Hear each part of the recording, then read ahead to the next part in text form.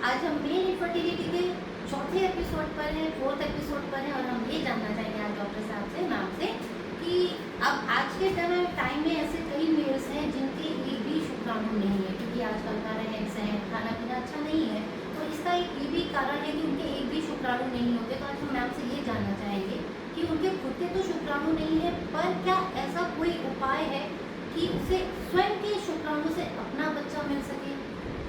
Ma'am ता जब भी कोई इस तरह का पेशेंट हमारे पास कोई रिपोर्ट लेके आता है जिसमें कि एक भी स्पर्म नहीं है, उसे हम लोग एज़ोस्पर्मिया कहते हैं।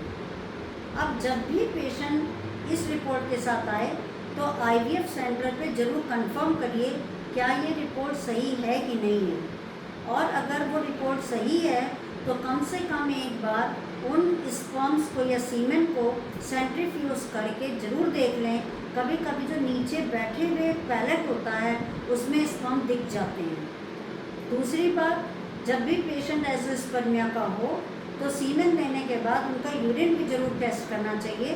कई बार रिट्रोग्रेड इजैकुलेशन के भी पेशेंट हमारे पास आते हैं जिनमें कि सीमेन में तो स्पर्म नहीं आ रहे हैं लेकिन यूरिन के अंदर चले जा रहे हैं, उल्टा लौट जाते हैं। तो इसके अलावा अब हम बात करेंगे एज़ोस्पर्मिया दो तरह का होता है। ये कैसे पता लगाया जाएगा? पेशेंट का एफएसएस टेस्ट कराते हैं, फॉलिकल स्टिमुलेटिंग हार्मोन, और उसका टेस्टिकुलर साइज़ देते हैं।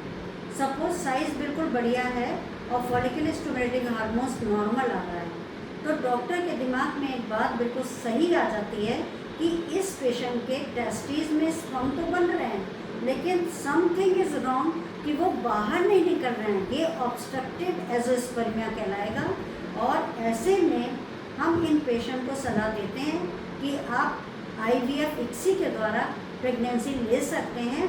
इनके टेस्टिस के अंदर से हम लोग स्पर्म रिट्रीव कर सकते हैं, इसे टीसा कहा जाता है। अगर दूसरा कारण है पेशेंट एज़ोस्पर्मिक है, फॉलिकल स्टिमुलेटिंग हार्मोन बहुत ज़्यादा बढ़ा हुआ है और टेस्टिस का साइज़ बहुत कम है, तो इन पेशेंट को हमें समझाना पड़ता है कि आपकी टेस्टिस हो सकता है काम ना कर रही हो, लेकिन फिर भी हम लोग 10 से 20% पेशेंट में टेस्टिस को डिवाइड करके उसकी सेमीफेरस ट्यूब्यूल्स होती हैं जिनमें देख लेते हैं कोई मोटी है, उसमें ज़रूर स्पर्म बन रहा होता है, उसको निकाल के प्रेगनेंसी दिया जा सकता है।